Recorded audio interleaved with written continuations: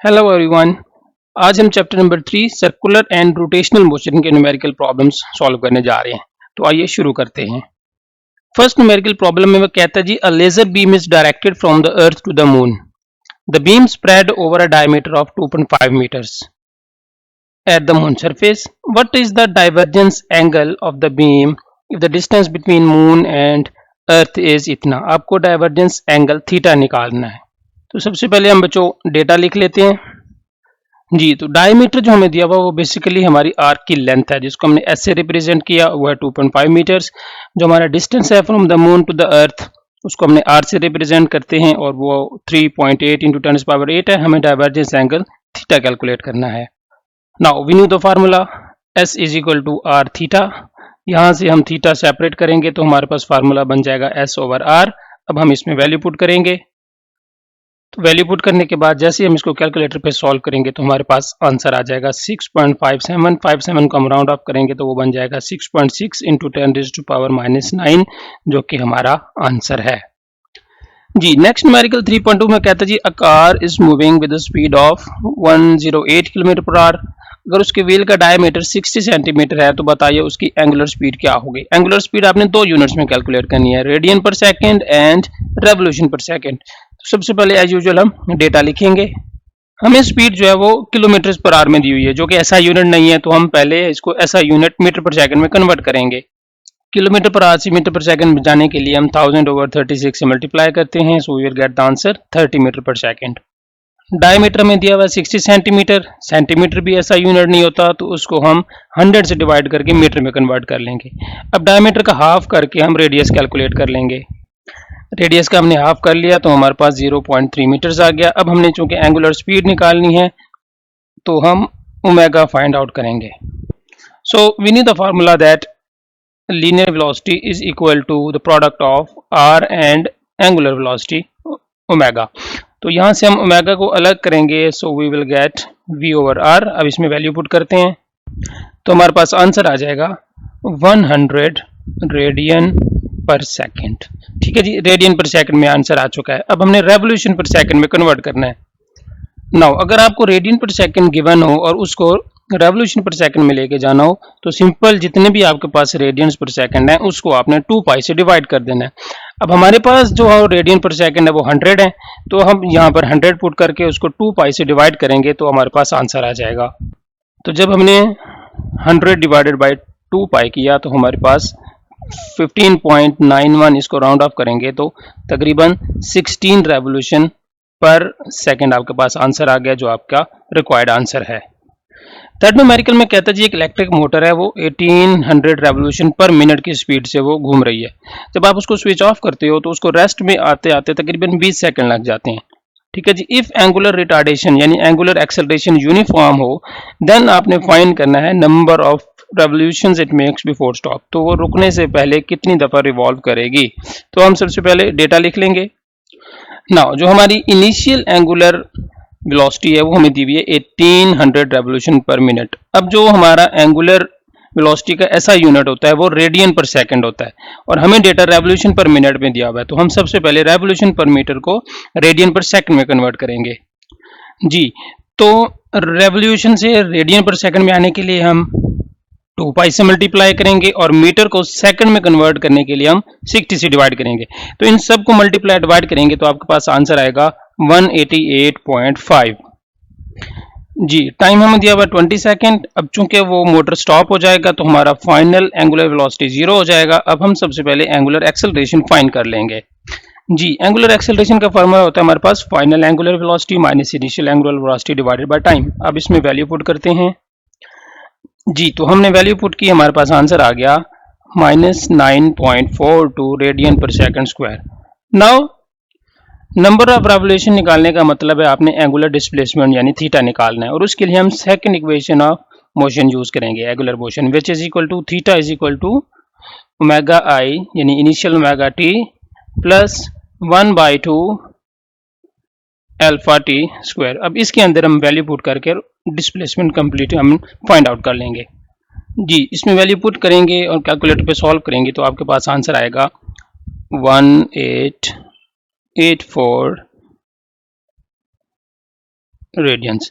अब चूंकि डेटा आपको रेवोल्यूशन में दिया हुआ था, लिहाजा हम रेडियन को अब हम रेवोल्यूशन में कन्वर्ट करेंगे। जी, तो रेडियन से रेवोल्यूशन में कन्वर्ट करने के लिए हम 2 पाई से डिवाइड किया, तो आपके पास देखिए आंसर आ गया 299.8। इसको हम राउंड ऑफ करेंगे तो हमारे पास आंसर आ जाएगा 300 रेवोल्यूशन, जो कि आपका रिक्वायर्ड आंसर है। जी, नेक्स्ट 3.4 न्यूमेरिकल में कहता है जी, एक स्ट्रिंग है 0.5 metre long holding a stone with can withstand maximum tension of 35.6 newton. हमने मैक्सिमम स्पीड कैलकुलेट करनी है at which a 0.5 kilogram mass stone can be whirled within a vertical circle. तो सबसे पहले हम डेटा लिखते हैं। तो ये डेटा हमने लिख लिया है। अब हम एक स्कीमेटिक डायग्राम बनाकर इसको समझने की कोशिश करते हैं। जी, तो देखिए हमारे पास एक सर्कुलर है, ये सर्कल के अंदर वो जो आपके पास स्टोन है वो रोटेट कर रहा है, ठीक है जी। तो ये जो पोजीशन है, जिसको मैं ग्रीन से भी मार्क कर रहा हूँ, इस पोजीशन पर जब वो आएगा तब जो स्ट्रिंग के अंदर टेंशन होगी वो सबसे ज्यादा होगी, मैक्सिमम होगी। अब उस सर्कल को चूंकि मूव करने के लिए सेंट्रीपिटल फोर्स चाहिए, तो वो सेंट्रीपिटल फोर्स कहाँ से मिलेगी, वो आप डिफरेंस निकालेंगे टेंशन फोर्स और वेट का। So here is the formula कि आपकी जो नेसेसरी सेंट्रीपिटल फोर्स है वो आपको मिलेगी जब आप टेंशन में से वेट को माइनस कर देंगे। अब इसके अंदर हम वैल्यू पुट करके हम इसको सॉल्व करके वेलोसिटी कैलकुलेट कर लेंगे। हमने थोड़ा सा रीअरेंज कर लिया फार्मूला, अब इसमें वैल्यू पुट करते हैं। जी, हमने ये वैल्यू पुट कर ली, 0.5 से 0.5 कैंसिल। अब हम इनको आपस में मल्टीप्लाई करेंगे और इधर लाकर उसको माइनस कर देंगे। जी, इधर अगर माइनस किया तो आपके पास आ गया answer 30.7 is equal to velocity का स्क्वायर। अब स्क्वायर खत्म करने के लिए हम दोनों तरफ स्क्वायर रूट लेंगे and we will get our answer. नहीं जी, 30.7 जब हमने इसका स्क्वायर रूट लिया हमारे पास आंसर आ गया 5.5, जो कि आपका रिक्वायर्ड आंसर है।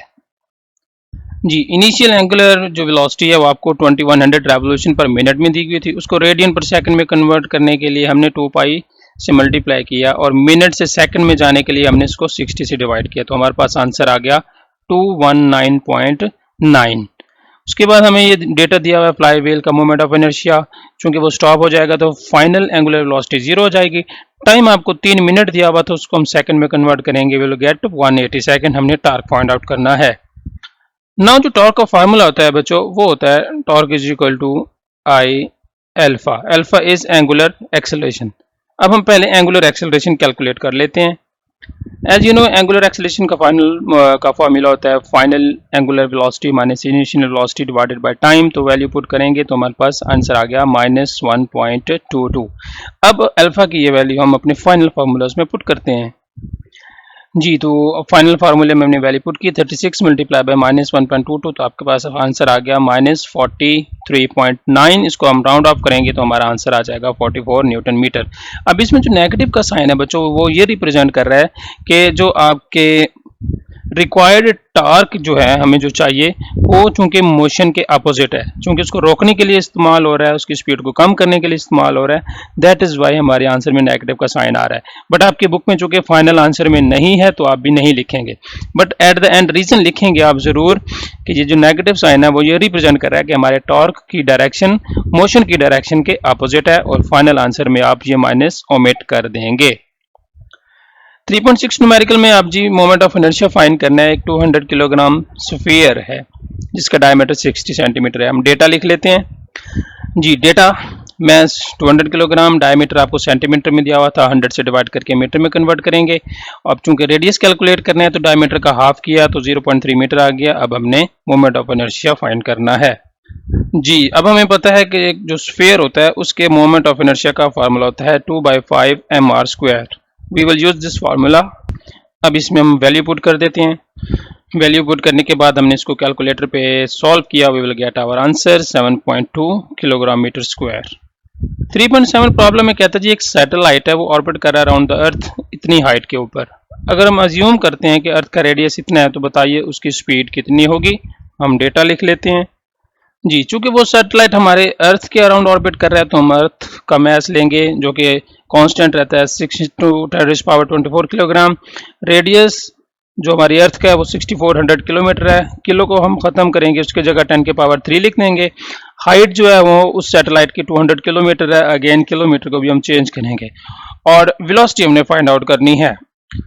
नाउ ये हमारी अर्थ का रेडियस है from the centre to the surface of earth, और वो सैटेलाइट ऑलरेडी अर्थ से किसी हाइट h के ऊपर है, तो जो टोटल ऑर्बिटल रेडियस होगा वो हम इन दोनों डिस्टेंसेस को ऐड कर लेंगे, यानी कि हम radius of the earth and height of the satellite इन दोनों को ऐड करके हमारे पास ऑर्बिटल रेडियस आ जाएगा। तो वो हम ऐड कर लेते हैं। 6400 plus 200 will give you 6600 kilometre या 6600 into 10⁻³ मीटर्स। नाउ हम ऑर्बिटल वेलोसिटी का फार्मूला लगाते हैं।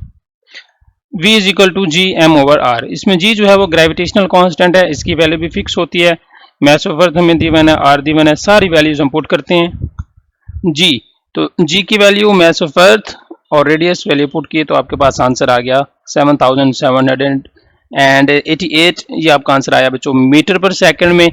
इसको 1000 से डिवाइड कर देंगे तो आपके पास आंसर आ जाएगा तकरीबन 7.7 किलोमीटर पर सेकंड, जो कि आपका रिक्वायर्ड आंसर है जी। नेक्स्ट 3.8 न्यूमेरिकल में कहता है जी एक स्पेस स्टेशन है जिसका रेडियस 20 मीटर है and it is rotating at the angular velocity of 0.5 radian per second. What is the artificial gravity experience by the astronaut on the space station. 20 metre radius का एक space station 0.5 radian per second की speed से वो rotate कर रहा है, तो उसके अंदर जो एस्ट्रोनॉट बैठे हुए हैं उनके ऊपर आर्टिफिशियल ग्रेविटी कितनी होगी वो आपने फाइंड आउट करनी है। तो सबसे पहले डेटा लिख लेते हैं जी। ये हमने डेटा लिख लिया, radius r20, angular velocity omega 0.5, हमने एक्सेलरेशन आर्टिफिशियल ग्रेविटी g या e कैलकुलेट करना है। अब हम पीछे टॉपिक के अंदर पढ़ के आए हैं, जो एक एस्ट्रोनॉट्स किसी भी ऑर्बिट के अंदर रिवॉल्व कर रहा है तो उसका जो आर्टिफिशियल एक्सेलरेशन की वैल्यू होती है उसका फार्मूला होता है r omega square. We will use this formula and we will find out answer जी। तो रेडियस और एंगुलर वेलोसिटी की हमने वैल्यू पुट की, हमारे पास आंसर आ गया 5 मीटर पर सेकंड स्क्वायर, जो कि आपका रिक्वायर्ड आंसर है।